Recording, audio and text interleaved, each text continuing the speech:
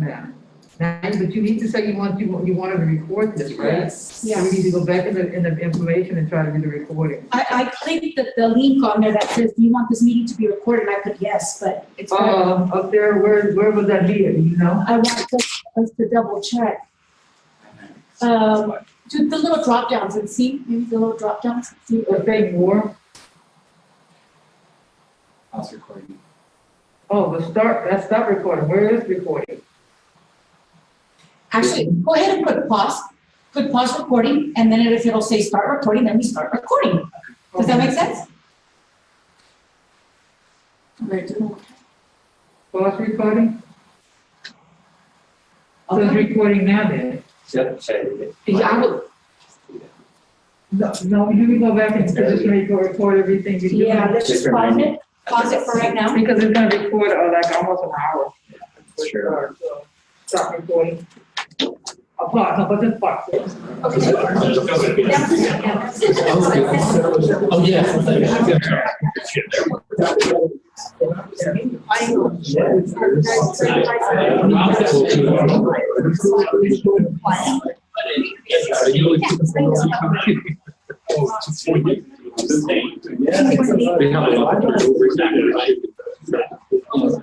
No, I'm just saying. So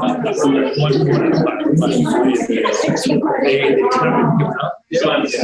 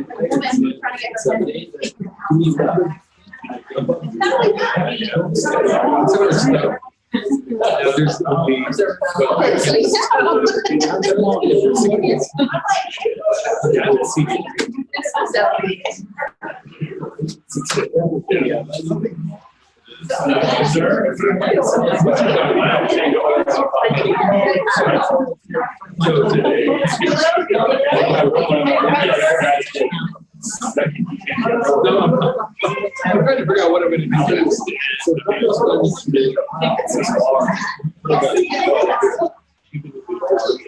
I do.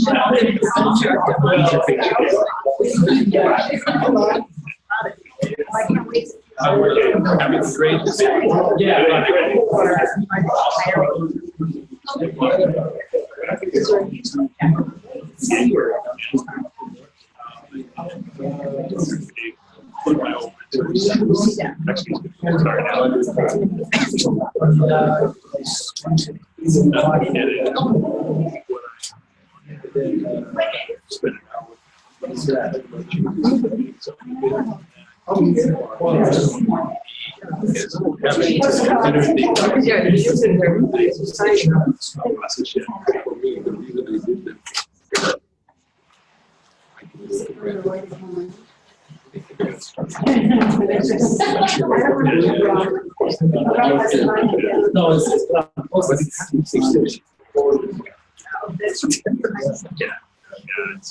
Okay, I'd like to call the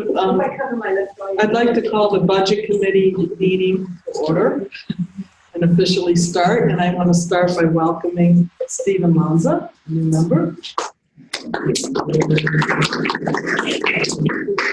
We take a couple minutes just to go around the table and introduce ourselves to Stephen. I'll start, we'll just go around.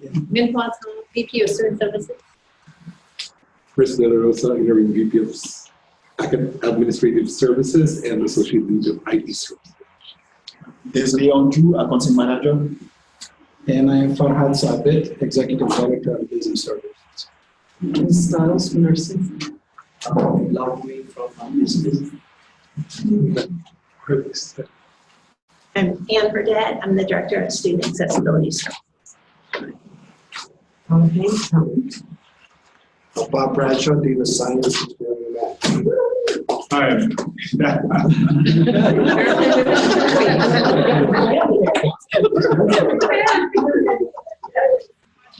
I'm Andrew Lamont. I'm the interim vice president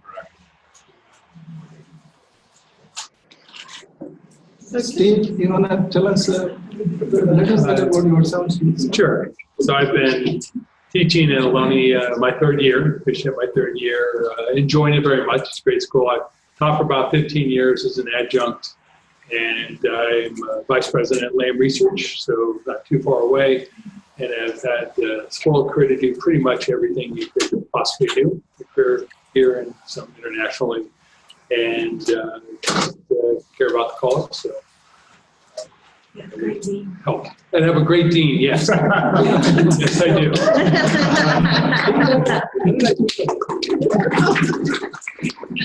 I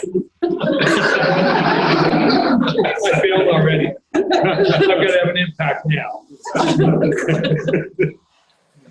Thank you. Okay, our next item on the agenda is approval of the agenda. So, do I hear a motion to approve? Sure, motion to approve. Thank you, Stephen. A second? Thanks. And all in favor? Hi. Aye. Okay. Next, we need to approve the April 2, 2019 minutes. Does everyone have a chance to review those? I did. I did too. So.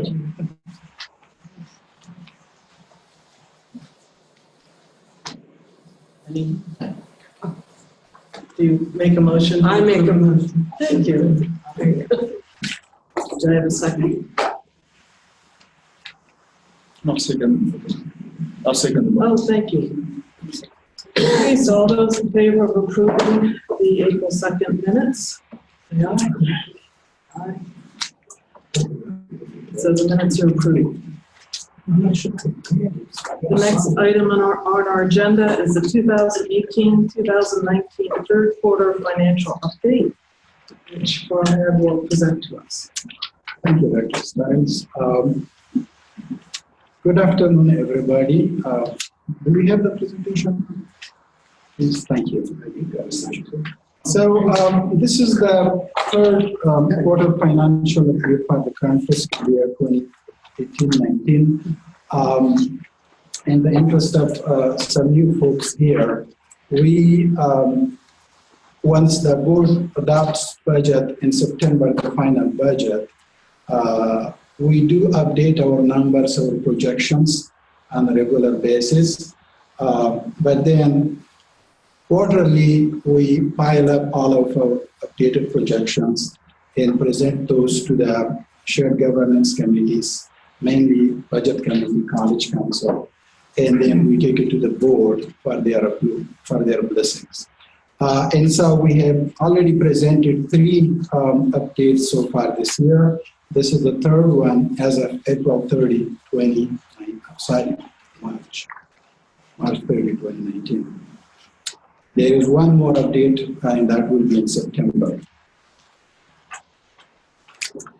So let's look at the agenda.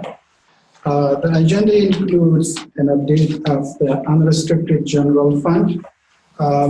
We normally focus on general fund, Fund 10, because that's the main fund that accounts for all general purpose expenditures and revenues. State apportionment is accounted for in this fund. And it covers most of our operating expenditures as well. And so that's why so much focus on Fund 10. We'll do that, but then we will also go to other funds and provide an overview of other funds as well.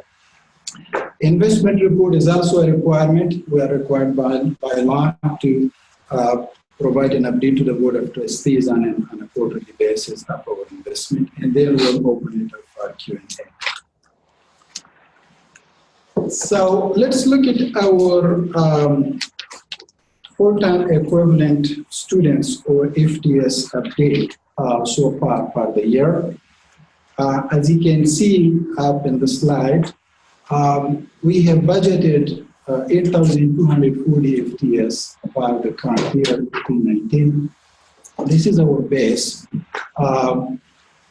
We just submitted a report to the Chancellor's office, and our actual FTES so far this year were 7,150. In addition to that, we had a summer FTES that we shifted from prior year, 17-18, into this year. They were estimated approximately 702.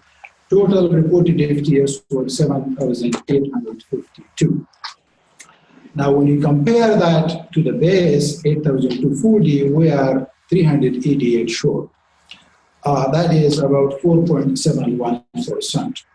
Now, since there are summer shift FTEs from prior year in this, we are only short by 388 or 4.71%. If we were to exclude the shift from prior year, then we would be short 1,090 FTEs compared to our budgeted FTEs. And that's about 13.22% drop in our FTEs count. These are, again, resident FTEs. I say this every time we talk about FTEs because, these FTEs bring apportionment to the college. The college also generates non-resident FTEs to the tune of 500 annually. Mainly from international enrollment in other programs, but those FTEs don't count toward apportionment, state apportionment.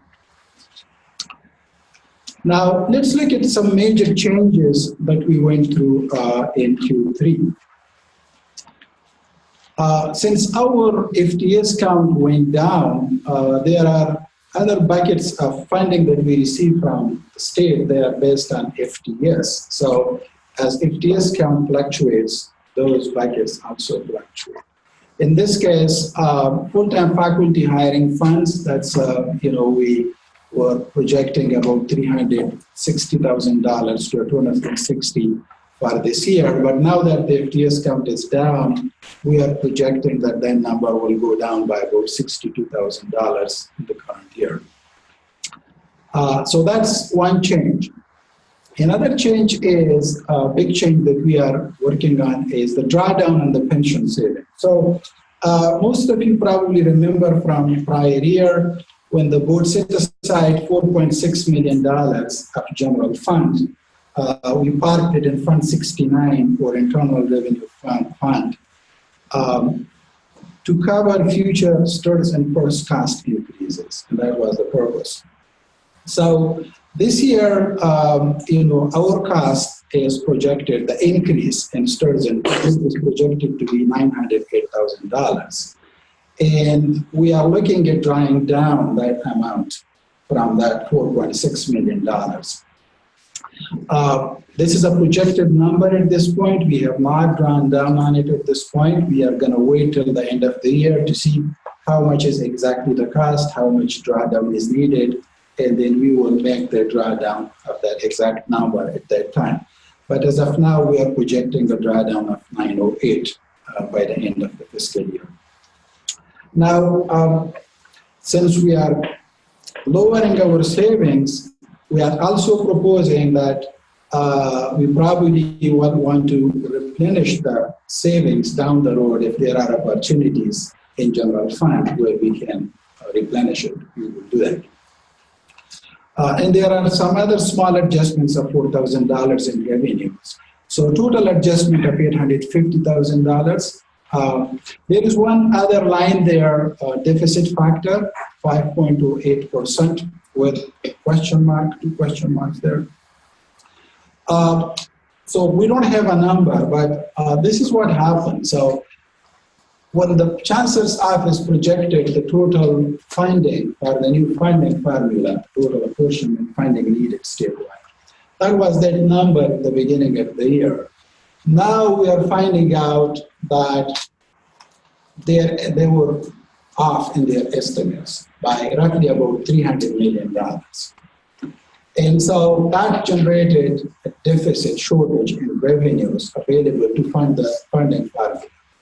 That $300 million number is changing now a little bit over the last 1 month or so. We've been told that, property tax revenues are higher, so the $300 million might be lower. Now, we don't know exactly what the number is at this point, but normally when there is this kind of shortage, then the Chancellor's Office does 2 things. If the state provides additional funding as a backfill, then the Chancellor's Office doesn't pass this on to community colleges. But if there is no additional funding from the state, then the deficit factor, they pass it on to community colleges. What they did was they calculated is to be 5.28% for everybody. And so they posted the first apportionment calculation in February, and in that calculation, this percentage was listed. Our deficit dollar amount was going to be roughly about $2.5 million. So we have on the Zoom. So, the $2.5 million, so they were going to take it away because the $300 million was going to be distributed over all community colleges. So that created a lot of tension, a lot of stress because $2.5 million is quite some money. We only have like $10, $11 million in fund balance. So luckily they changed their mind, even though they can change their mind again by the end of the fiscal year. So then they posted an updated calculation in April, and they decided to pass this deficit on to all those districts that are winners in the funding formula. So remember, the funding formula created winners and losers. Some people are receiving millions of dollars extra, and some people are like us, are losing $7, $8 million and more. And so they decided to pass this on to those people who are receiving millions of dollars more, and not to districts like us. So in the revised P1, they took this out of our calculation. So meaning currently we are not expecting a deficit factor now. But I wanted to share this information with everybody because it can come back, because we are not at the end of the year yet. And so there will be a P2, there will be a recalc. So anything is possible, 5% or lower or whatever the decision might be, or there may not be any, because they're trying to see if the state will fund the $300 million in the May revise. Obviously, those winners, they were counting on these millions of extra dollars now taken away from them. That creates a situation for them as well. But that's what it is. Expenditures-wise, we have a net change of $968,000, and that's mainly negotiated settlements. So the UFO contract was approved by the board in this calendar year, and so we just made the changes, updated our budget, $752,000, and there are some smaller amount of operating costs, $215,000. Now, combining total changes in revenue and expenditures, we are arriving at a net change in net activity of $170,000 negative. So these were the main changes in this year. $117,000 added to the deficit. Now let's look at the numbers, general fund numbers, and you have hard copies in front of you as well. So we're comparing third quarter with second quarter with the middle column reflecting all the changes. And we already talked about the changes. So what we want to do, I want to focus on the net activity. So if we look at total expenditures are up from 58 million to 59 million. Net activity is the difference between total revenue and total expenditures. And as you can see, net activity is going from negative 568 to negative 686 in Q3. And that change is also reflected in the ending fund balance. Our ending fund balance is also slightly lower by 117,000. Percentage-wise, 18.3 to 17.64. Now, the deficit of 686 is after we draw down on the pension savings. So, the drawdown is offsetting some of the deficit. If we were to exclude the drawdown, our deficit will automatically jump to $1.6 million. So it's going to be noted. Now, here's the breakdown of the fund balance. That $10 million, $10.5 million fund balance is repeated here. Not much changes here, changes to the two lines. The first one, 5% contingency reserve in the unassigned line. The 5% contingency fluctuates as total expenditures go up and down. And so that's why that change is reflected. The rest of that 117 is reflected in the unassigned. Again, in the interest of new people, so the board has the authority to assign part of the fund balance or the entire fund balance to specific purposes. And that's what it is. So we have 1, 2, 3, 4, 5, 6 lines, five lines of assigned lines. And then we have the unassigned piece. So the unassigned piece is $2,442,000 as of the end of Q3.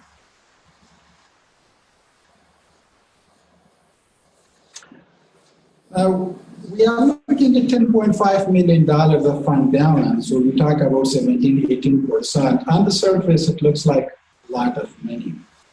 But one month payroll for us district-wide is approximately $4 million a month.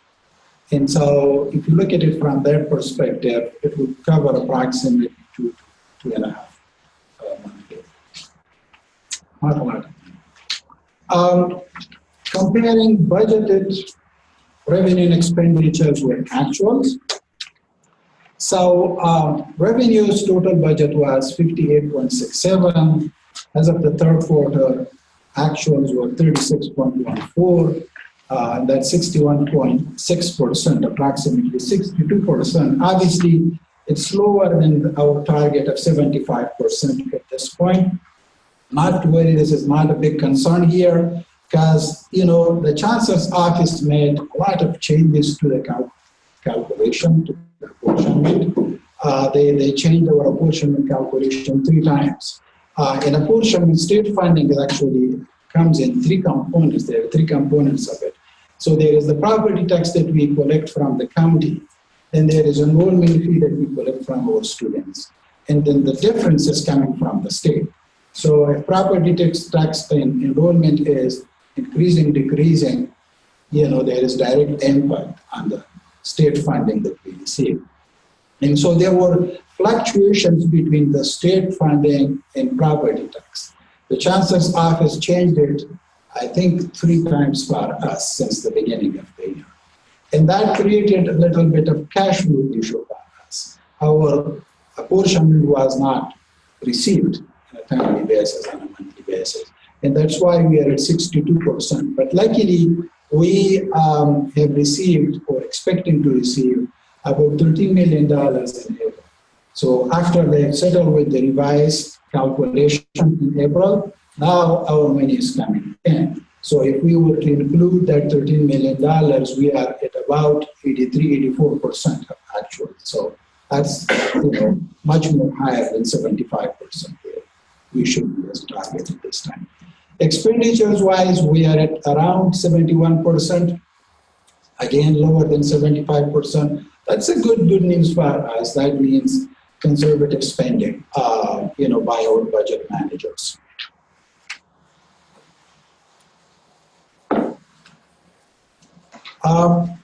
So this is a summary of consolidated Fund 10 to 18.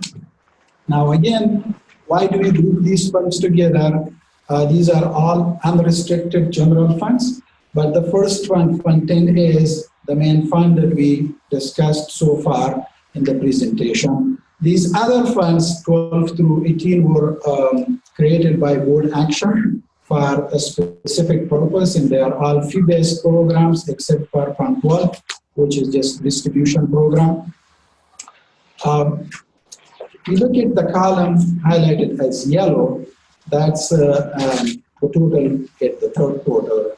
To the right side of it is total at the second quarter. So most of these funds are reporting deficit spending. If you look at the net activity line, total deficit spending is going from $690 to $1.1 million consolidated. Now, we talked about Fund 10. Some of these funds, like Fund 12, even though reflecting deficit, but that's not a cause for concern because we are spending fund balance. That fund receives money in 1 year, but it can be spent over multiple years. So, money received in 1 year, spent in the second year, and the second year it will, report deficit. But, it's not a cause for concern. Fund 13, we are concerned about it. The two main programs we have there are Alumni for Kids and the English Language Institute for international students. Both of those programs are struggling, running deficits. So we are projecting a $391,000 deficit there, but that number can change by the end of the year. There are a lot of efforts underway right now to improve, these programs, mainly the Alumni for Kids program. We are hoping to see some improvements over the next year or so. But currently, it's not doing very well. International TLI is obviously students coming from abroad. There are all kind of reasons for that, why that is not doing well. We are not the only institution losing money in this program right now. There are institutions that are shutting down this program. So, there are issues there. 14, 15, and 18 are doing okay so far, even though we do have some concern about Fund 14 as well, contract education. Let's look at some restricted funds. So these are our restricted funds, Fund 20 through. Did I move or did you move? Yes. There you go. So Fund 20 through 69, these are all restricted funds. Fund 20 and 21 are categorical and grant programs. Again, these programs, there are roughly about 31 different programs in there. Federal, state, and local programs, and they have their own, each program has its own guidelines, its own time frame, and so terms and conditions. Now, if you look at the net activity line, almost every fund is showing deficit here. Again, for Fund 2021, no concern there because there are programs that bring money in 1 year, but they spend it over 2-3 years. And so we are spending fund balances, that's perfectly fine. It's in accordance with the guidelines, so no concerns there. Fund 25, yes, we do have concern about Fund 25 and 26. Fund 25 is our parking fund. With the lower declining enrollment, obviously we are losing revenue in that fund as well. We are projecting $135,000 deficit. it looks like that deficit will grow by the end of the year, might be about $200,000 to $250,000, but we are keeping an eye on it. General fund is basically backfilling on the deficit there, parking fund over the last few years. Health services fee is similarly relying on $20 per student per semester. And so declining enrollment has an impact on that as well. And so there are concerns of deficit spending. Fund 41 is capital outlay fund. So this is for our facilities maintenance and repairs. We are spending some fund balance there as well. Measure G, Fund 43, is obviously spending the $155 million CDC that we issued last year. So it's currently spending that, and this year we issued the last series of $39 million. It's not accounted for here, but that will become part of this in the fourth quarter. And then finally, Fund 69, the deficit is actually reflecting that $908,000 that will be going back to general fund that you are going to offset that Sturgeon cost with. So that's the main reason. Okay, this is my last slide. And this is our summary of our investment report. Like I said, we are required to present an investment update to the board on a quarterly basis. Our investment-wise, we are doing well. This quarter, we have about $80.5 million with Alameda County Treasurer, and that includes all funds, not just general fund. Most of that money belongs to the bond funds, Measure G. There is, we are receiving about 1.491. It's 1.4, yeah, 1. There is a typo there. Thank you. I want that, Joe. So, a little bit of interest income. The other two portfolios in the health benefits, $4.7 million. If you remember the last update that we did in February, we were talking about decline in market value. We had lost so much there because of the stock market, what happened in the stock market last year. But the good news is that we have recovered all of that territory by this end of this quarter. That's a good news. You look at the return, investment return since inception, 6.67%. That's very solid. Now, the bad news is that stock market is declining again for the last 3 days or so. This morning, I heard 4 points, but I'm not sure what it is right now. So, we'll see what happens in this quarter. But so far, so good news as of the third quarter. Tech endowment, the $9.7 million that belongs to Measure G. This is part of the bond funds. $10 million were set aside to be invested and then respent back on the construction. As part of Measure G. We have already started spending that money. We have spent roughly about $2 million so far last year, this year of that. And so in the next couple of years, my understanding is that money will be all spent with principal and interest all going towards the Measure G projects. And then finally, we have a CD for our ASOC student body, $100,000. The interest rate is very low. I recognize that. We are in negotiation with Fremont Bank. This will be maturing in June, and we will be renegotiating the new rate. Hopefully, it will be a higher rate. And it looks like that's my report. I'll be happy to answer any questions.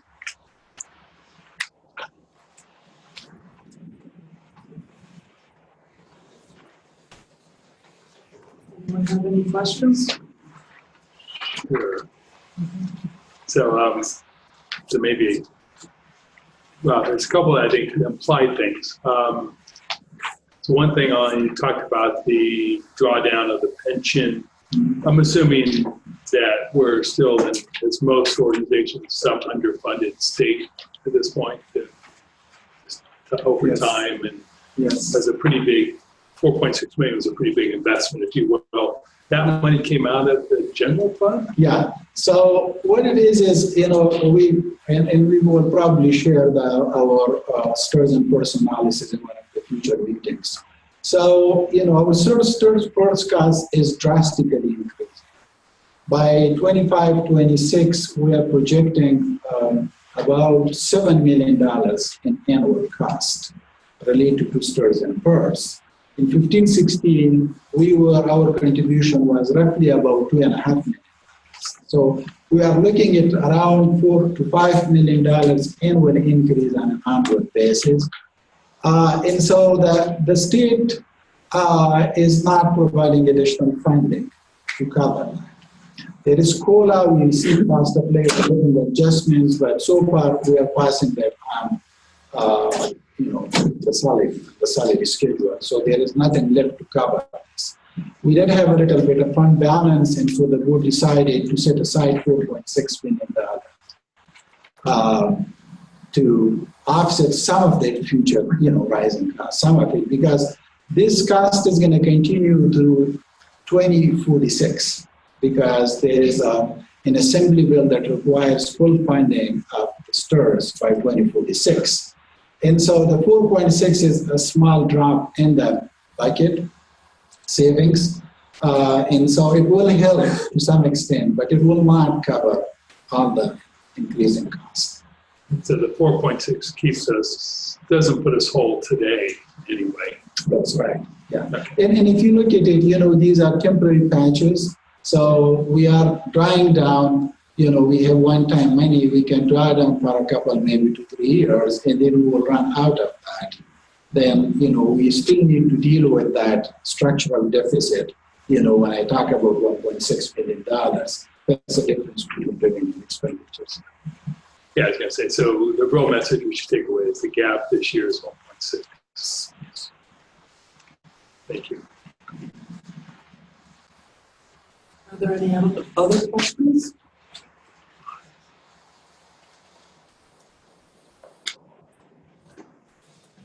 Okay, do I have a motion to approve this report? Thank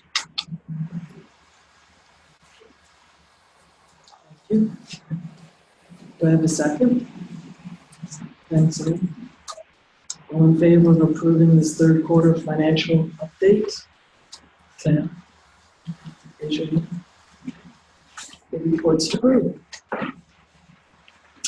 Okay, the next item on our agenda is the 2019-2020 budget strategies. And it looks like we'll be starting with financial aid.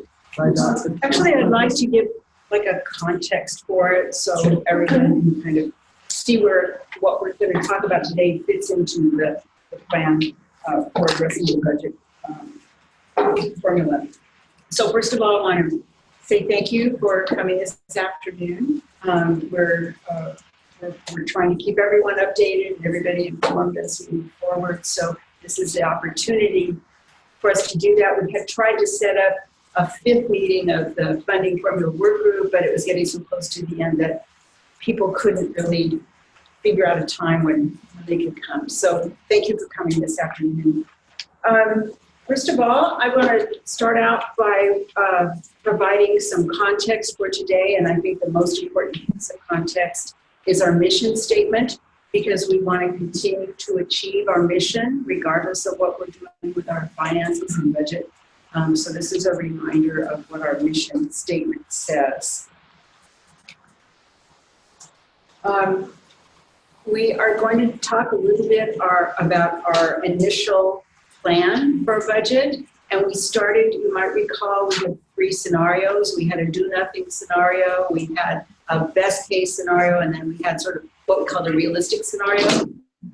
So we based some projections on how we might think we could grow in terms of enrollment and in terms of the formula metrics, which include the student success metric and the supplemental metric. So here are the assumptions that we came away with to start with. These are just initial starting points for our planning. So you'll recall that we had a 3-pronged approach. We now have 3 goals similar to our prongs. They are to improve our metrics, which include increasing enrollment, increasing the number of financial aid recipients, and this is the supplemental part of the metric, and increasing our student success metrics, which are degrees, certificates, transfers, and so on. Our second goal is to increase our revenue as we can and decrease our costs. So we have several items listed there. Improving our metrics will help in that regard. We also have a number of non-apportionment revenue projects that we'll talk about. And we have some other strategies for holding our costs or decreasing our costs. They include a temporary freeze on some of our vacant positions. As you may know, every year, all of the budget managers look carefully at their operational budgets and see what they can do to reduce or rearrange their budget to save us costs. So those are the first two elements of the plan. And the third goal is advocacy. So we are approaching that on several fronts. We're contacting our legislators. We're meeting, there are a number of meetings that are going on. I've participated in two recently, but with CEOs from districts that are similarly affected locally, and to strategize some advocacy approaches. And I've also been in contact with the Community College League of California to let them know what Ohloni's issues are directly and how it's impacting Ohloni, so that they have that context. There are 3 work groups trying to come up with recommendations that could improve funding formula. But what we're seeing so far, largely because their charges are very specific, that the recommendations are sort of nibbling around the edges of the funding formula rather than making big changes to it. Probably the most significant proposed change coming from the CEO group was to extend the hold harmless period to 6 years. So those are just recommendations. All the groups have not yet reported out, so we're watching that quite closely. Okay, so the part of our approach is to have a dynamic plan that looks at how we're doing. So we have projections. Those are just projections, what we think we might be able to do in those categories I mentioned. So we have a check-in process that occurs in September and again in March. And we have more information that we will be able to look at both of those junctures. And you see that listed here. So for instance, we'll have our year-end budget, our year-end report. We'll have an idea of our enrollment for summer and fall, next fall. We'll have an update on the fawn. We will have any of these proposed changes from the recommendations I just mentioned. The state budget will be finalized. We'll have an idea of how we're doing on our success metrics and maybe some updates on our non-apportionment efforts. And then in March, again, we'll have some other information, some of the same information, but also we'll have an idea of financial aid. Again, we'll have a temperature taking of enrollment, and the governor's January budget proposal, and more information on non-apportionment. So we'll be taking, each time we do this check-in, we will have an opportunity to adjust our projections so that they become more realistic, and also any activity that we need to take, we can identify at that point. So this would be an ongoing process so that we're always keeping track of how we're doing. So today, we're gonna talk about the things that you see on the agenda, and I wanted to make sure that you saw how they fit in. So for financial aid, Dr. Ta and Mike Bowman are going to talk about financial aid capacity and what our efforts are. Andrew Monk's going to talk about our metrics and how the IIOs and other initiatives fit in and address the metrics. Chris De La Rosa is going to talk about non-apportionment revenue and other efforts that will help us increase our revenue. And Sharon is going to talk about our employee area where we might be able to avoid layoffs. That's what we're hoping to do. So at this point, I want to hand it over to Mike. Is Mike here? Yes. He's here. Bye-bye.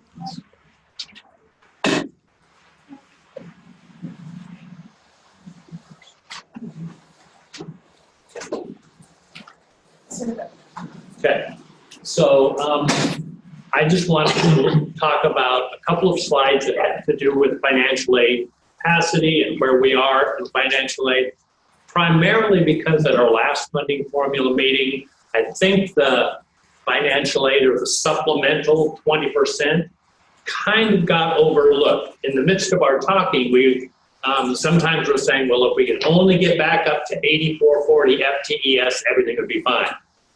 But if we got back up to 8240 FTES, we're only getting funded at 60%, which would mean we get the funds for 5,000 FTES, and we still have the equivalent of another 3,000 students to make up somehow.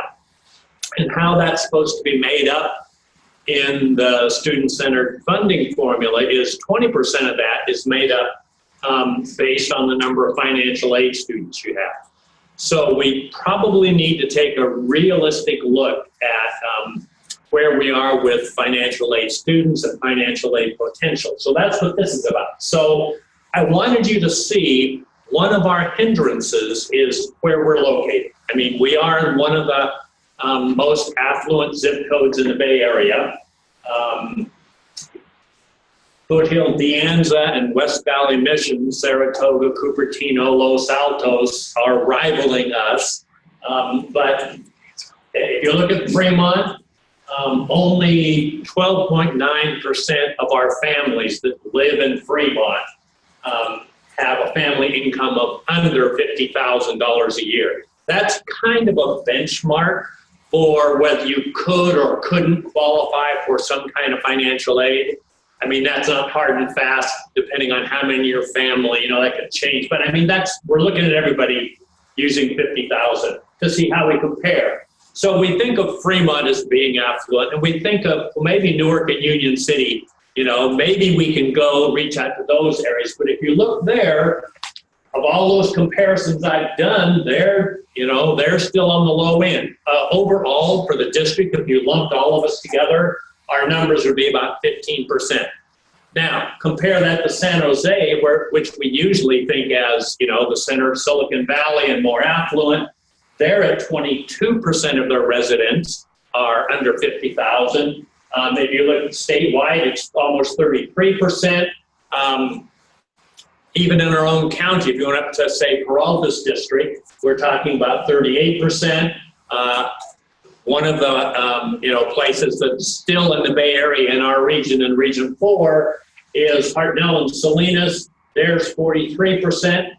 Lancaster, I threw that in there because Antelope Valley College is the winner in the whole, new student center funding formula. It's going up by 20.25%.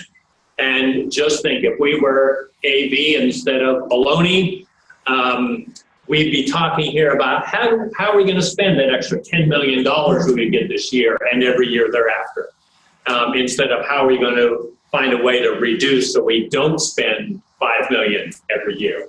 But that gives you an idea about what our capacity is. If a solution is going to be, and we're going to go out and recruit a whole bunch more financial aid students. Well, given where our district is located, there may not be that many more to go out and recruit from. Granted, there are still financial aid students out there, but the job's going to be 4 times as hard as if I lived in Lancaster Pond. So that's just kind of, we've got to make up 20% of our budget based on the supplemental portion, and it's not going to be an easy task. It's not insurmountable, but it's not going to be easy. Let's go on to the next one. And then this is just what's been happening with us in the last few years and the number of financial aid students. So you can see we're down 26% in the number of Promise Grant students that we've awarded since 15-16. We're down 25%.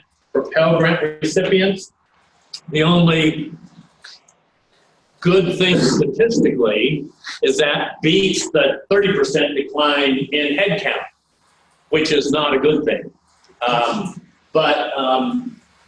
You know, as of this year, about 27.5% of our students are Promise Grant students, and 11% of our students are on Pell Grant. Just for comparison's sake, Antelope Valley College has 43% of their enrollment get Pell Grant, and 75% of their enrollment get Promise Grants, which is why they're the big winners. So this is just my take on what the numbers say about the challenges facing us as far as, you know, the financial aid students that may be out there, and the realistic look at how many financial aid students we have, and you can see the trend is downward when we want it to go upward. Then what? It's your turn. So, ask a kind of stupid question.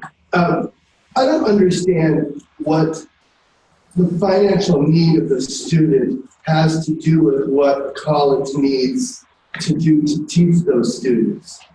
I just don't get it. I'm with you on that one. I mean, but it's the way the funding formula is written into legislation. It's a particular concern of our chancellor. And so, you know, the idea statewide is we want to help our students who are more needy. And statewide, put everybody together, everybody's funding goes up 6%. But in that going up 6% statewide, some go up 20 and some go down 10.7. But it's you know, it's a concern to help underrepresented, underserved students, but it does work against those of us that don't have it. I was going to say, I mean, there is some research that talks about the correlation between financially needy students and other indicators for them in terms of academic preparedness and so forth that they may need more services.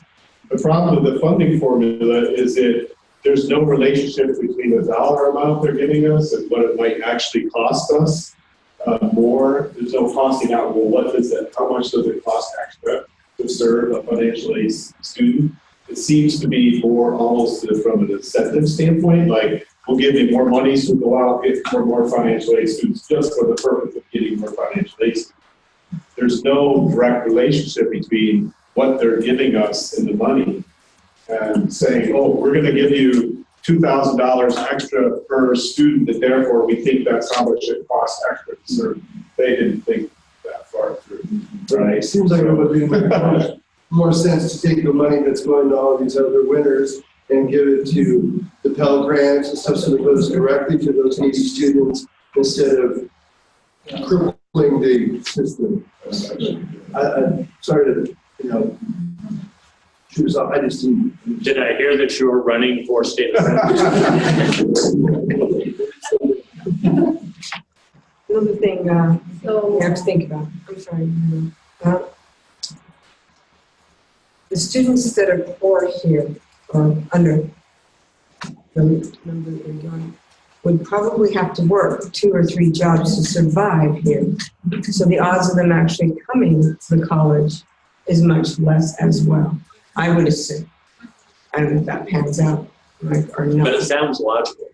Yeah, well, they're not going to come to school if they've got to work, to pay 60 rent. hours a week to make rent and food. And so, I mean, that's the way I would view it as well. So, I'm sorry. So a lot of the metrics are also geared to full-time students.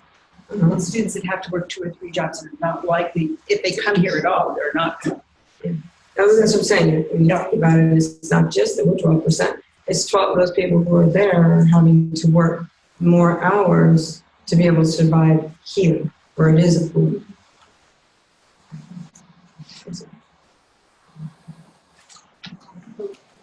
financial aid outreach activity, what have we done so far? I just want to remind everyone that the new funding formula started last fall. And so financial aid, since beginning of spring semester, we have been having ongoing application workshop from Monday to Thursday. On the day that we could not use the center, financial aid staff actually would meet with their students in the office.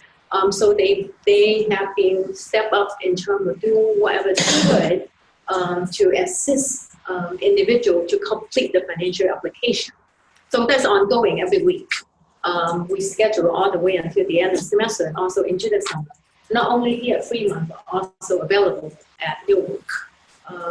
We have the Financial Awareness Day, and here at Fremont campus, and we are scheduled another one in Newark on May 9th. So students, there are financial staff staffing the table to provide information, have students fill out a survey to ask them whether they are aware of financial aid. The last one, we got about 165 students fill out the survey, which is good. For Newark, we're going to do the same thing to give out the survey to see if students are aware of what is financial aid, and whether they have applied for financial aid. We are ongoing doing financial application workshop at the high school, but please remember that we cannot just go into the high school and provide financial aid workshop. But the high school have to invite us there and allow us to have the time with the student. And we're making every effort to be present at any high school that allow our team to go in to provide financial aid application workshop. As I say, it's ongoing. The next slide, please. And in terms of the technical piece, the staff member have been downloading the ISER, which is known as Institutional Student Information Record, twice per week. In the past, we only do like maybe 3 times a month, but now we're stepping up and download the information. Give a little bit background. Usually we have approximately 6,000 students who apply for, who fill out the application, the financial application form, the FAFSA. And when students fill out the FAFSA, they have the choice to put down how many colleges they intend to attend. They're not just picking a Ohlone. They can pick Chabot, they can put down Lenny College, they can put down Ohlone. And then they will submit those applications. And we will, all the applications, we will be getting about 6,000 of them saying they would like to go to Ohlone. But remember, they were also interested in going to Lenny and Chabot. Of those 6,000, we process 2,000, 30% of them complete their FAFSA. Some of them never complete their FAFSA for some reason, even though we follow up with phone call, and we also email them on their personal email as well as their Ohlone email to have them bring in additional documents to complete the application. And this year, again, we actually reach out to them by phone instead of just emailing them to their Ohlone email, but reaching out to their personal email to make sure that we reach them to come in to get their, to complete the application.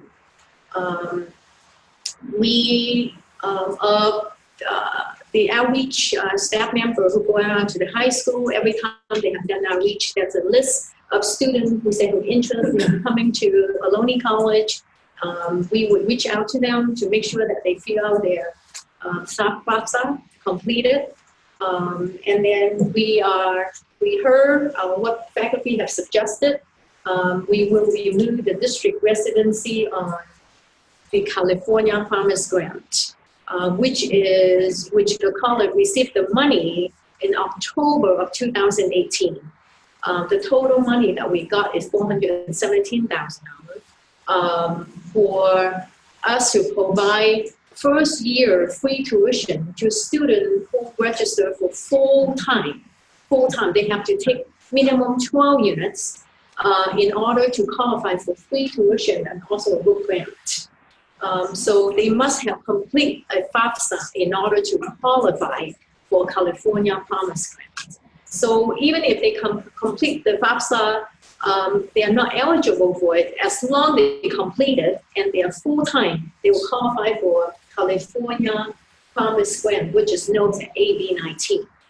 Of the $417,000, if you divide it to each student taking 15 units per semester, 30 units a year, is enough for us to serve approximately 320 students. And the reason why we put the district residency on the application form in the first place is because when we calculate 320 students that qualify for it, we don't want to overpromise. Those, in case we have 500 students come and apply, and we cannot reject the 150 and say, oh, sorry, we can only serve 350. So that's why we put the district residency with the hope that we will get 320, but not 500. And just a little bit more background in terms of financial aid. Many times we talk about FAFSA, but we actually talk about Pell Grant. We talk about Pell Grant A. We talk about Pell Grant B, but our student doesn't get Pell Grant A. Our student get Pell Grant B, which is based on their high school GPA. And we also have Pell Grant C, which is for vocational, students who are in vocational program. We talk about Board of Governor Grant, which is now known as California Promise Grant. So there are lots of students. The number of students who qualify for California Promise Grant are higher than the number of students who qualify for Pell. It becomes many times students who only come here for taking 1 unit, 2 units, 3 units. You have to have at least 6 units in order to qualify for Pell. Okay, so they take below 6 units, they're not qualified for Pell, they qualify for California Promise Grant. Or maybe they're taking 2 classes at Chabot, they're taking 1 class here. Okay, those students who also qualify for California Promise Grant, but they are receiving Pell at Chabot, but they cannot double dip, having Pell over there and over here. And then we also talk, when we talk about FAFSA, we also talk about AB 540 student. Actually, we have 115 AB 540 students. And then we also talk about student loan. Okay. So in FAFSA, we have many different categories. So we have 6 financial aid staff members. Everyone approximately having review 1,000 applications each fiscal year, and then processing award 4 to 5 times during the fiscal year to each one of the students. So each one of them have approximately a caseload of 300 to 400 students. So I just want to break down so give everyone a perspective of the technical work that involved in this whole FAFSA application. It's not just a matter of applying, here you are. The award, we give out award twice per semester, one in the beginning of the semester, and the second award will be given to students after the midterm grades already inputted. If the student drop below 12, they probably won't get the second award check. If they fail below a certain GPA, they may not get the award check. So there are lots of logistics that involve in terms of awarding students. But the staff I have to thank the team for stepping up and doing a lot of work to make sure that we get every student to apply for FAFSA. And if they qualify, we'll be happy to fund them and provide them with all the needs that they need. So that's it. Thank you. Do you have any questions? Good, stand up. I feel like I'm on one of those long flights and you should do some yoga in your chair, stretch out a little bit. So, all right. So I want to talk about institutional improvement objectives and then some of the other initiatives that are going on with the college and how we try to connect them together in terms of our overall planning efforts and also as it relates to really the long-term refining especially our enrollment projections. So institutional improvement objectives are kind of focus areas for the college for the upcoming year that come out of sort of a holistic view of the program reviews and the program improvement objectives that the departments post themselves. And the other initiatives that I'm talking about are things like guided pathways or our equity efforts and a few others. So the proposed IIOs for next year are here. And what we did as a group, and this came from ET, executive team, is we went through all of the PIOs submitted this year. And for academic affairs, I think that's 150, and then we had another 50 or 75. And really took a look at them holistically in terms of what they were saying, and also, factored in what else was going on at the college. And we came up with these 4 items for our institutional improvement objectives proposed for next year. One is around the first year student experience, which is also included within the equity plan, but it also was included in a number of PIOs, for example, in this idea of learning communities and accounting and so forth. So something about supporting our first year experience program that we still need to develop, and I say first year experience in terms of broadly, how do we connect with our first year students and engage with them, both on the curricular side and also in terms of other activities. Non-credit programs has been a big push this year. There were a number of departments talking about needing more help in terms of non-credit programs. Integrated professional development planning, we've actually been talking a lot about this year, as well as how do we combine the funds on professional development and our activities and really have a more focused effort around professional development to support all the work going on. So that's the integrated professional development. And then also this idea of developing better data systems, including around program review, so that it's just easier to get data, easier even to simply do program review. So that was another one that came out. There were a lot of requests in the PIOs for analyzing data, for example, looking at success rates and so forth. So this is just a further breakdown. It's too small to read, but I wanted to have it in the slide. But you can see what we've done is, for the most part, we're using kind of existing funding sources, although we're calling out the idea of using some general funds for the non-credit support, and then also for the data systems, $45,000 each. So this spells out a little bit more detail on each one. And then as we think about it in terms of everything else that's going on here, I wanted to put together and kind of show people, probably not everybody's familiar with the different pieces that are going on. So for example, in the equity work group, we prioritized 4 major themes or action items for next year. There's more than 4, but these are the 4 in terms of a multicultural center, again, first year experience, looking at persistent first year honors, and some type of summer bridge. And these still need to be fleshed out more, but those were the 4 main ones. The QFE, which is the quality focused essay, that is required for accreditation.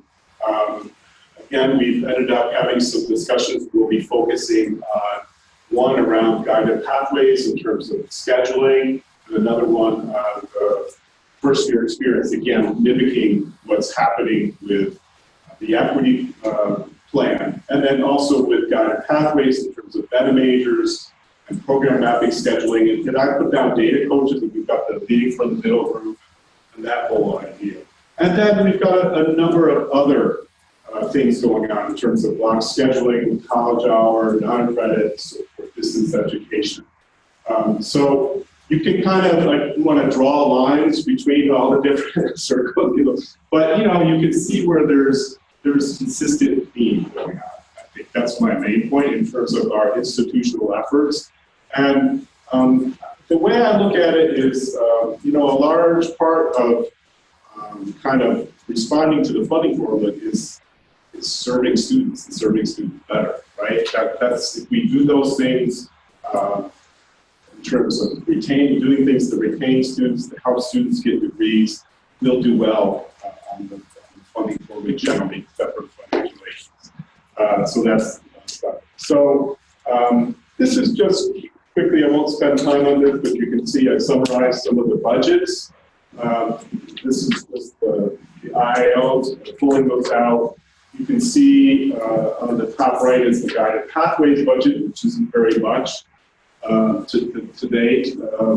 And then also just the sum total of our 3SP and equity budgets. So in a sense, these will all be moving in the same direction. And so again, going back to this chart, these are our current assumptions. We saw those earlier in the presentation. And you know, these are some of the key items we're working on to move the numbers, both in terms of increased marketing and outreach, guided pathways, financial aid work, looking at the class schedule, looking at non-credit, and also, again, looking at the California Promise piece. So all of these things are being done to move the needle on these numbers.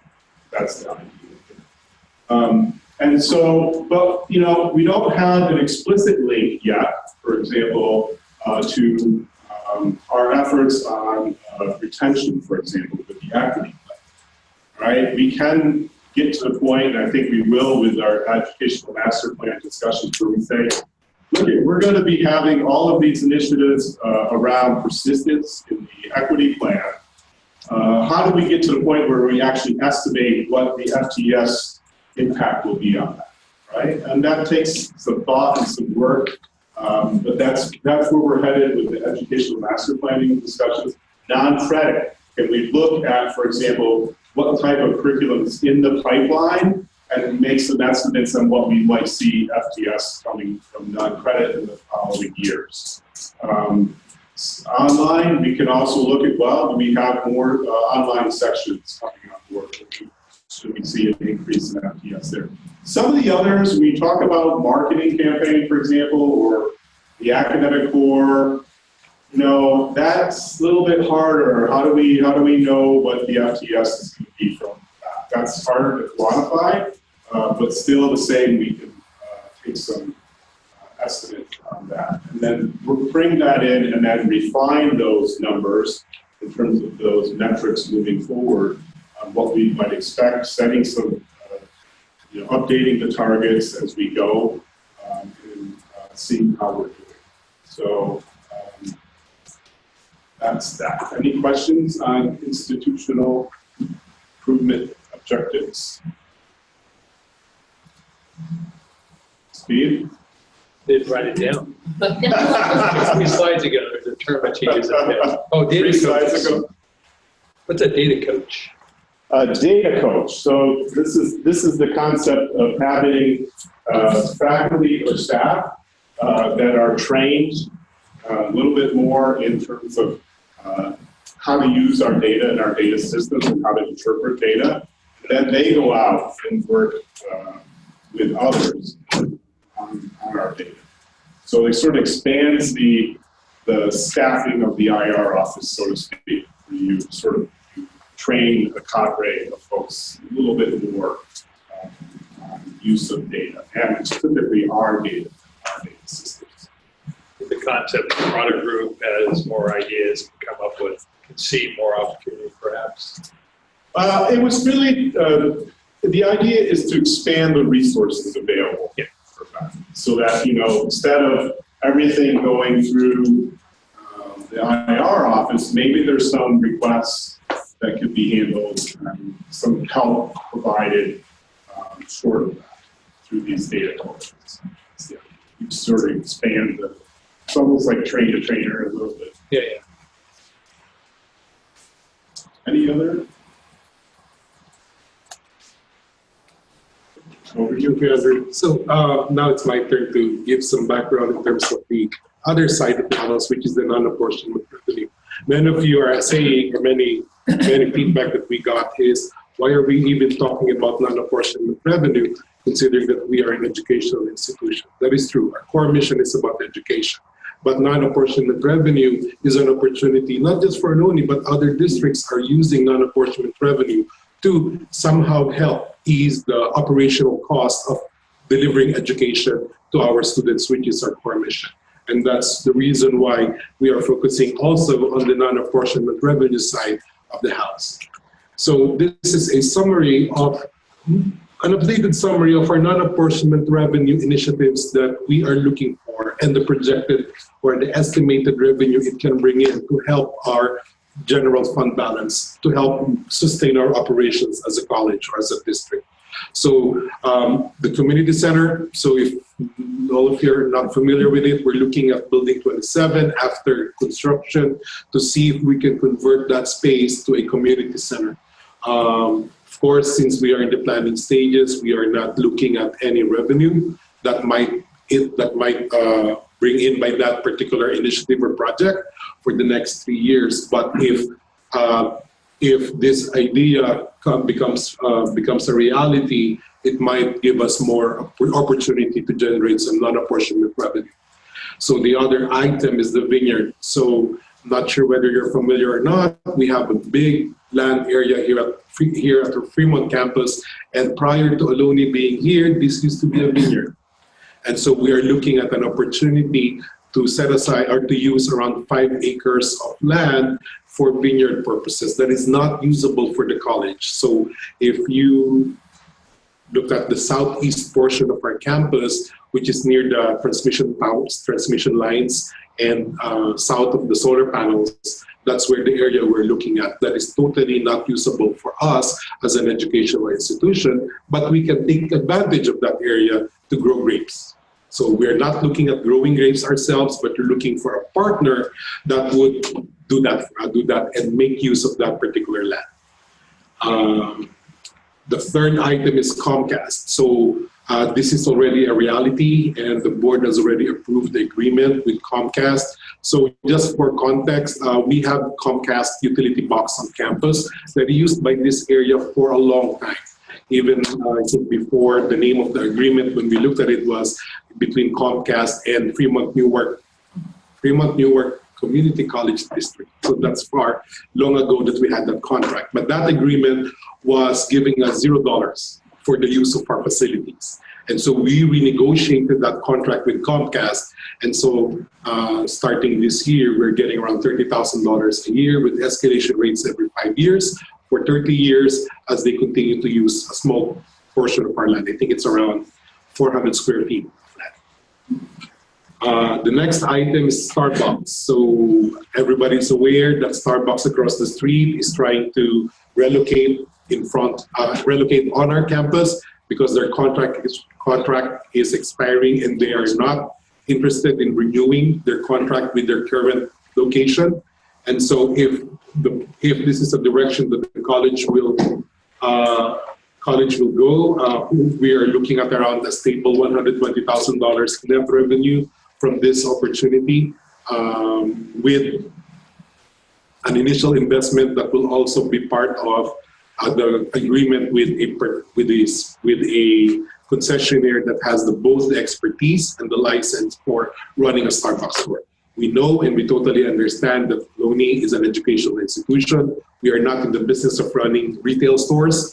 And so it's the best opportunity, but it is also important to have some food services on campus outside the services provided during the times the cafeteria is open.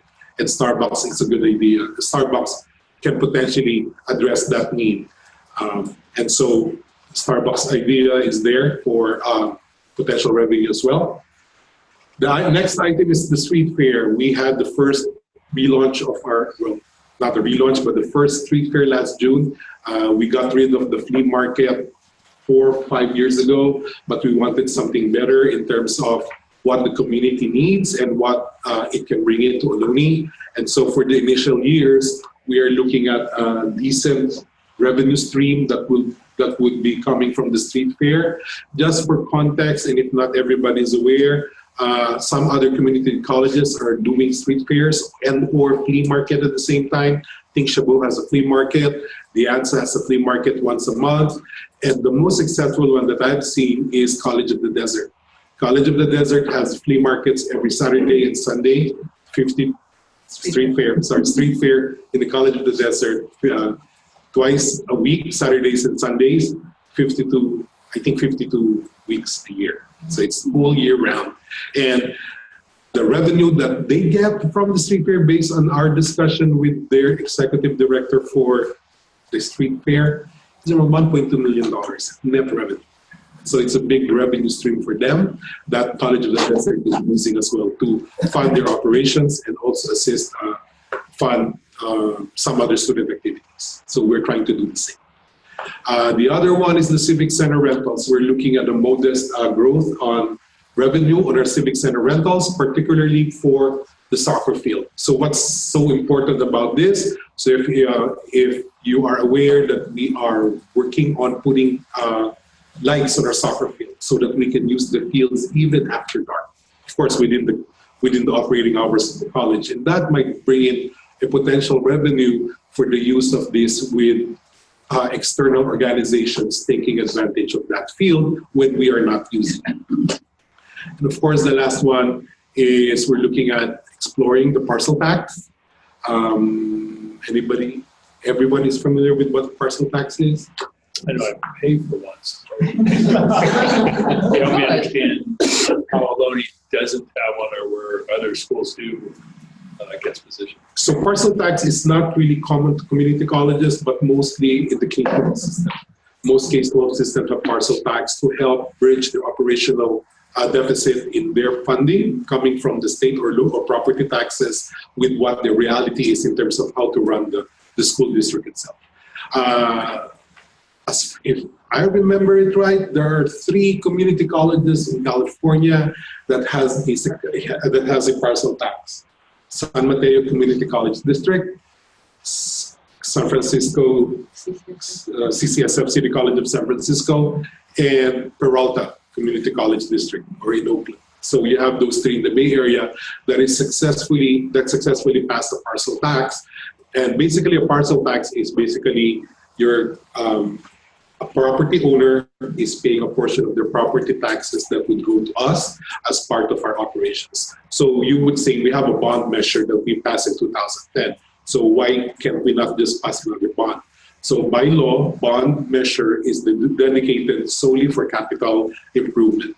Whereas parcel tax, you have the flexibility and you have the ability to use parcel tax for any of your operational needs. Like for example, maintenance, which is not allowed under a bond measure. So that's the basic definition of what a parcel tax is compared to a general obligation bond, similar to Measure G. The other difference is it's a flat rate for each property, regardless of how big the property is. Whereas in a general obligation bond, it is by assignable square footage, or not assignable square footage. It is by annual value of the property. Whereas the parcel tax, it's a fixed amount, regardless how much the property value of your property is. So that's the big difference between the two. And they reflects kind of how much per household or property. So initial calculation, if we would like $2 million coming out of a parcel tax, it's roughly about $25 per parcel. Per year, not per month, per year. Yeah. $25 per year. Because we have around 80,000 parcels in our district boundaries. That includes Fremont, Newark, and a very small portion of UNC. Does that include commercial properties or just residential? Both commercial and residential. What about apartment buildings? Whoever is the owner, yeah, they have to pay as well. But it's per parcel. So if you have a big commercial complex considered as one parcel, then they only get the same plan, which is different from a general obligation. And so if you look at all of these initiatives on a year-to-year basis, fiscal year basis, we are looking at an estimated revenue projection of around 415,000 for 1920 if all pencils out according to plan. In 2021, it's around 765,000, and then moving forward, it's roughly around $2 million. The biggest amount here is coming from the parcel tax, and that is the biggest thing that would help us on the non-apportionment side. Why is the partial tax in 2021 a quarter? Are you running it in the December, starting with the December property tax? So there's a few cases scenario. If you go out for a parcel tax election in November, you get your allocation in April when the first set of property tax payments So comes. it's November to April. Now it's happening. No, it takes effect in April, and so you only get 3 months. So because our fiscal year is from So January to March. so like April, May, and June. So basically, I'll put it on as a supplemental piece. Correct. So you only have 3 months of that fiscal year. So let's say $2 million divided by 12 times 3 is around. We talked about Starbucks just as an example. You talked about a capital outlay to get that going at the beginning.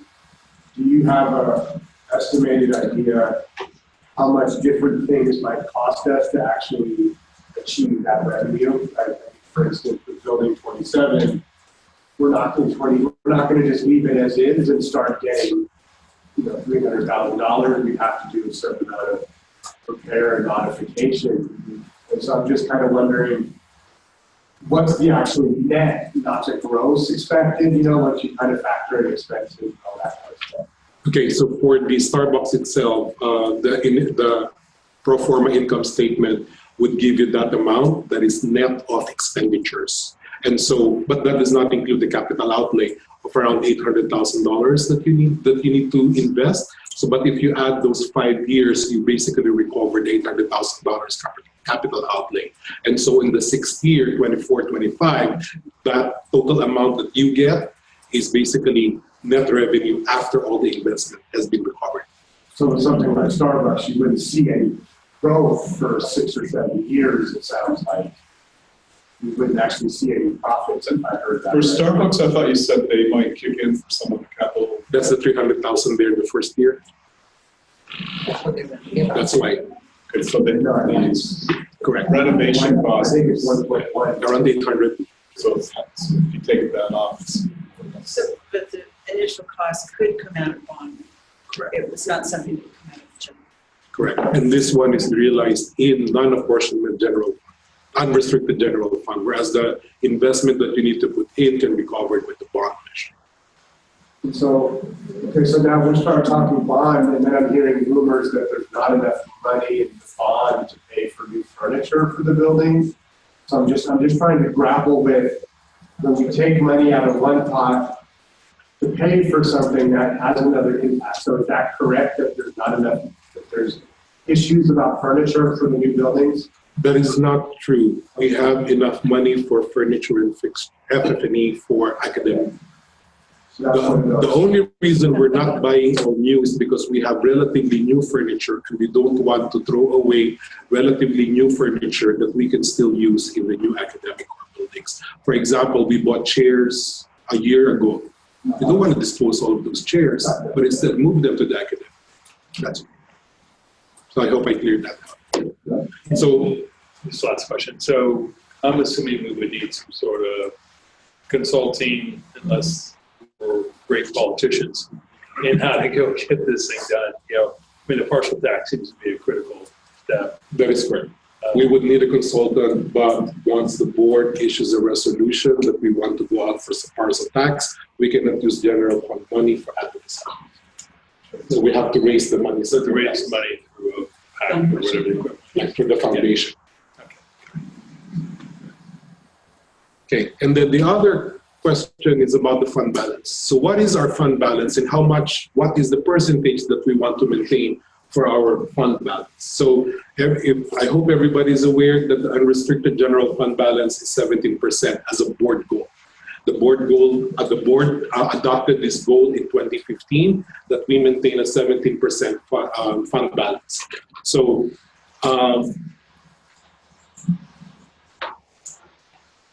So as you can see, based on Farhad's presentation earlier during the quarter two report, if your net revenue for the year is less than your expenditures, you will experience a deficit. But we still have to somehow find a way to pay for that. That's where the fund balance comes into play. It can help you when you are on deficit spending, and at the same time, if you are on positive spending, or if you have extra revenue because you have lesser expenses, then it can add to the fund balance. It's more of like a savings account that you keep at the end of the year, saying that, oh, I have more money right now, I'll put it aside for now. So the fund balance is there, and there are a lot of factors that influence the fund balance. So every year we are very fiscally conservative in terms of our spending, and so if we have a net positive fund revenue for the year, it goes to the fund balance. So just for this year, 18 and 19, we reduced our operating budget, like the other expenses part, by $1 million.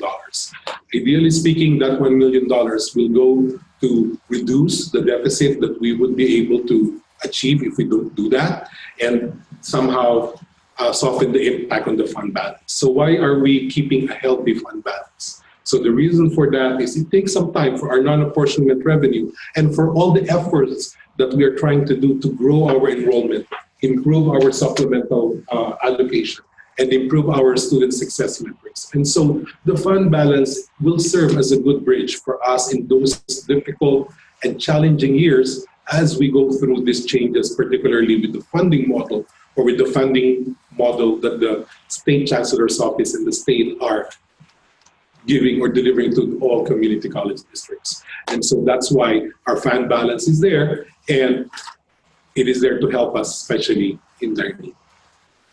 I don't have maybe the information now, but it may be useful for a future presentation to the board or whatever. Around 2010, 2012, we spent down our fund balance, helped buffer the effects of what was going on then. Yeah. And so it might be useful to show the fund balance, how in 2008, it was whatever it was, it dropped down, and now has been rebuilt. And how that was used in the past to buffer problems. That's a good point. Similar concept. Yeah, it's basically a similar concept in terms of how we want to use our fund balance moving. Right, but it's been done before, and we have so many employees, they don't know that. Very good point. Got both of the financial strategy too. How low would you like to get, and how long do we want to stretch it? Right. Structural issues. I think in that kind of same vein, I think it'd be a good idea if you go back to the non-apportionment revenue things. It would be a good idea to show the expense up for the college, take those on, and when the expected earnings come in, because, you know, like you were alluding to, there's going to be some costs associated with parcel tax that, while at some point it is going to benefit us, it might take a couple of years for that to kind of come into play, and it's important to get that complete picture of net versus gross, because once again, that has to be funded by an external source that wouldn't come out of the general fund, except for any educational effort we've made. How do you? So we cannot use general fund money for a campaign. It would have to come from the foundation. I understand the foundation. Okay, so we're not taking money out of the general fund to do students. Okay, for that one, but for Starbucks, we're spending, you know, for each one, there's costs associated with it for the district. I know at times we've taken money out of Recollect and given it to the foundation for scholarships or whatever. Maybe I'm recollecting wrong, but. Okay, ready? Yeah. Oh, we. I have one question for you. I'm sorry, we are running out of time. So you are projecting those revenues, this one. Can we account for this in our budget? Because this is not in our budget. When we do our 3-year projection. In our projections. In our projections. Well, we're aware of that. That's part of the reason for the check-in. Okay. Because these are projections too. So we're going to be looking at where we are in terms of everything in September, again in March, in September, so we can continue to be dynamic and nimble. Okay, I just have a comment. I do think on the non-apportionment revenue, it would be great to have some sort of report. I know you're saying it's not coming out of Fund 10, but people forget that. And just knowing what the cost would be, who would be funding that, so we know it's not coming out of Fund 10, because it would help stop, I think, some of the rumors out there or Right. misunderstood stories. Does that make sense? Yes. So I'm going to be brief because I think we are out of time for this wonderful presentation of mine. Save the best for last. So you've heard the board say, and we've said, we're trying every strategy we can to avoid layoffs. And we want to make that again. We have to say it again and again because people forget and the little rumors go all around the place. But we're trying our best to stave off layoffs if we don't have to. We feel at this time we're in a position to say we're going to be able to avoid layoffs. However, recognizing that 87% of our budget comes from personnel, it's where we get the biggest bang for our savings, right? If we're going to put things on hold and then decide if we're going to go forward and fill positions, because we can cut that other 17%. I don't know if I did the math correctly, but we have down to the bare bones. So it's $1 million a year ago, or just a year ago. And then this year, I think we only got like $100,000 because we were really down to the bone, down to the bone. Anything else would be, I don't know, trading paper clips or something. And so we will have, as you know, we've got faculty positions that we put on hold. Say that again, they're on hold. And then we have classified and managers positions. I'm going to separate them a little because there are processes for putting them in priority order is different. You have the FPP process that you go through for determining the faculty that you need to hire. And on the classified side and the manager side, we look at similar colleges. So Mike goes out and takes a look at colleges that are our size in terms of single college districts, FTES, and so forth. It's not scientific by any means because Ohlone has a few special programs, like the One Stop, for example. It might not be the same with another school, but we also consider that other schools have special programs too.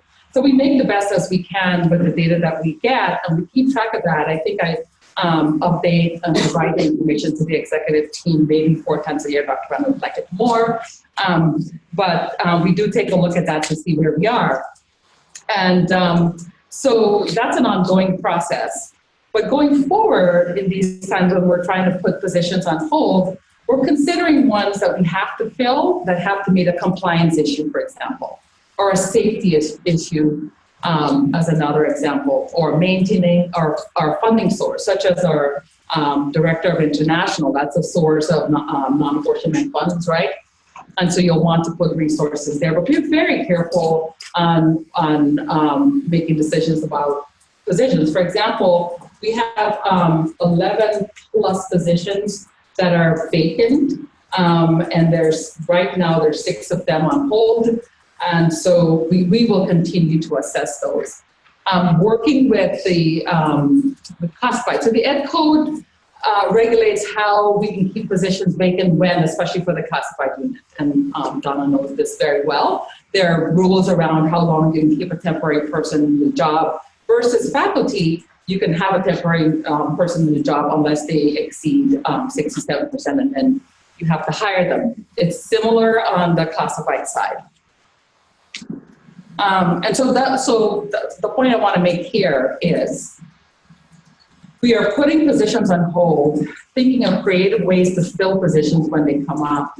For example, we had the transfer center position come up with a 100% position, and we got funding from the Career Center, the One Stop, to make a combined position. So we saved a little money, like 25% on the general fund, and the other 25% came from the One Stop from Career Services, so we have a whole position. We're combining positions. You all know Chris's position has, 2 positions and so forth, so we're trying to do some of that. Drew as well has, I'm the only one without a position. So, don't get any ideas. But you know, that's not something we're going to be able to sustain forever. We get that, we understand that, but for the time being, I'm just really grateful to all of you for pitching in. Everybody said, you know, how can I help, and all of those things. So, and we need that as we go forward. So that's some of the strategies to avoid layoffs. We are going to be checking in. Sorry. Is it 11? It's 11 positions on hold for the classified or total? The classified and managers combined. Managers. The faculty ones on hold? There are about 11. So 11 and 11. Yes. Okay. We didn't plan it that way. So we'll have a check-in in September and see where all of those metrics that we were looking at earlier, see where we are, make some predictions around that. I'll be working with the union about doing work differently, possibly. We talked about ebbs and flows in work. Maybe we'll put a person in another department if their department is slow. And I'm very pleased that the classified units are wanting to work with us on that front. So that's my specialty. I love to get creative about positions. They look like two-headed monsters sometimes, but they work. And the other thing is I wanted to mention is out there about a retirement incentive. So I took a look at what our attrition is. And so we lose about 22 people per year. So we have that. We analyze the numbers for our retirement incentive, and right now at this moment, it doesn't make any sense for us to do it. It would actually cost the district. Again, we're going to continue to assess that. We're going to take a look at that because our staffing changes all the time. We're going to take a look in September. We're going to take a look in March before we determine what kind of a retirement incentive. Oh, sorry, my mom's right. All right. So I am not a numbers person by any means. However, I took a walk back in the past. And what I did here was I pulled a whole huge report, and these numbers are not actual budgeted positions. Each year I looked at who was here in those categories, right? So I went through to see how the different groups through the years fared it. It's part of a longer spreadsheet because it also included our temporary employees on the classified side and also adjuncts, because my purpose was to look at how work was getting done as our FTES ebbed and flowed.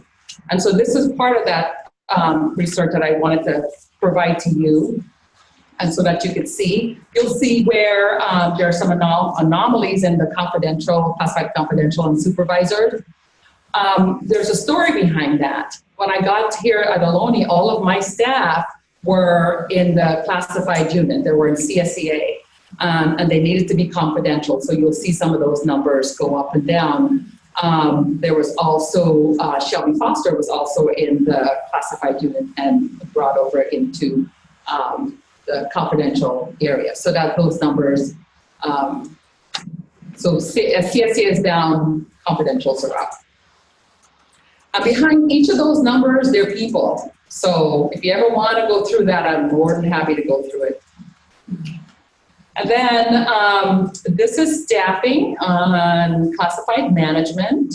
And I put two columns there. So both columns are classified managers, but one is general fund, one is categorical program. So I wanted to explain to you, we have a lot of categorical programs here at the college, and it's worth mentioning because some of that has to do with whether or not we will do a retirement incentive, because if we do one, the cost of that comes into the general fund. But it's also to let you know that we've got other programs that are run by classified managers, and that's the breakdown. That's the executive team in how they were in 2007-8. And again, there's lots of movement within there, and right now we have 5. Again, not positions that we have budgeted, but people who were in those jobs during that time period. And then the other column is academic managers, and we've got academic managers that are also categorical. I wanted to show you where we were with full-time faculty over the years, because we've heard a lot of numbers. For example, 7-8 probably had 152, but actual persons, faculty was 148. And so that I went down those numbers that way. And then you can see, I didn't have all of the numbers for the actual budgeted position, but as you can see, 18-19 is 132. We have 128 bodies. Probably less now because we've had people retire and so forth. So why am I providing this information? Because you want it, and it's going to be on our website if you want to take a look. If you find anomalies, don't come to me, go to Farhad.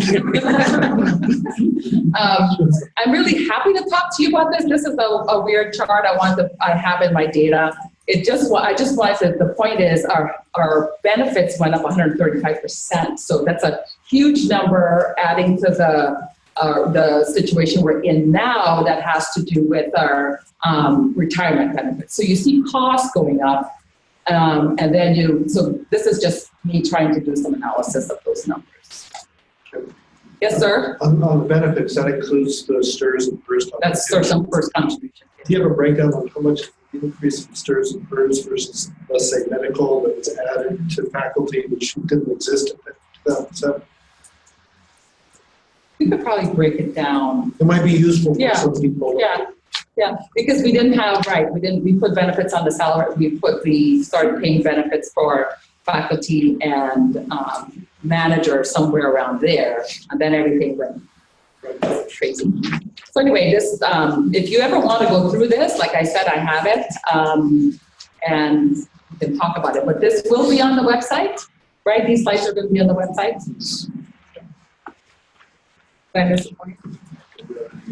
We're running out of time, so really therefore quickly, no questions. So really quickly, we just want to make sure that everybody's aware in terms of our communication strategy so far, and what we are doing with all the suggestions that were provided. So let's start with the communication. So far, since we started our journey together in discussing and looking at how the student-centered funding formula is impacting Ohlone College, we had several meetings that we have brought forward, this issue. We had twice, we have two presentations in College Council. We had 2 presentations at the Faculty Senate. We also discussed this in College Leaders twice. Budget Committee, of course, 3 times, including today. We had discussions in DDAS, and we also had discussions in ASOC about the student-centered funding formula and what the effects would be to Ohlone College. Aside from the meetings of all of these official bodies, we also created we also had 4 meetings for a new funding formula work group. They met 4 times. It is important that we have this working group to generate ideas, to understand the metrics, to understand why we are heavily impacted by the new student-centered funding formula. Also, we had 2 budget forums, well, 2 because we had it 2 days, and then we also had board meetings as part of our communication plan. So this approach, as you could see, addressed faculty, administrators, classified managers, students, and of course the Board of Trustees. So this is part of the communication strategy in telling everybody the new student-centered funding formula and how it is impacting us. And of course, we have the website that we have developed specifically for the student-centered funding formula so that we can have a way to disseminate that information, and to provide information to those who wants to know more about the student-centered funding formula and how it is affecting Ohlone. And finally, in terms of suggestions, of course, we welcome suggestions from everybody. Ohlone has a lot of great, talented people, and with that comes a lot of ideas. We have an opportunity to address all of those. And as you could see, for example, in the new funding formula work group meeting number 3, there were roughly around 43 suggestions that were created, that were provided for by the working group, just for that meeting. And 17 of them are really good. They are now either in the planning stage, we are about to implement it, or we are already implementing some of those great ideas. Some of the items needed to be negotiated, And some of them are not feasible at this time. And so all of this feedback are also on the website, so that you could say, or you could see that the ideas that were brought forward, we're taking a look at it, and if it is feasible, we are looking at how we can implement it so that we can improve our metrics, and eventually it will help us in our mission. Of course, we also continuously want to have suggestions from everybody, so please feel free to send your suggestions our way so that we can include them in this. Thank you. Okay, I believe that concludes our budget strategy portion of the meeting. Thank you very much. Very informative PowerPoints. Lot to think about. Okay, the next item on the agenda is agenda topics for the next meeting. Anyone have any ideas? So who will be presenting the tentative budget? The budget. On June 4th. Yep. Last meeting, like, tentative budget. Any other items? Any questions? The budget will include assumptions for headcount, pensions, all that. Yes. Yeah, it will be this.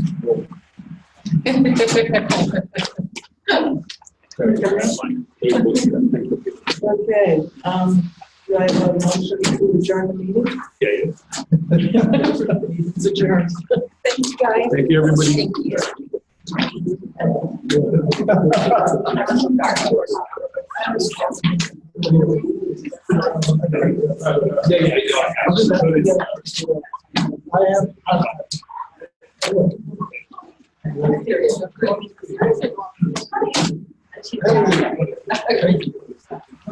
Payroll.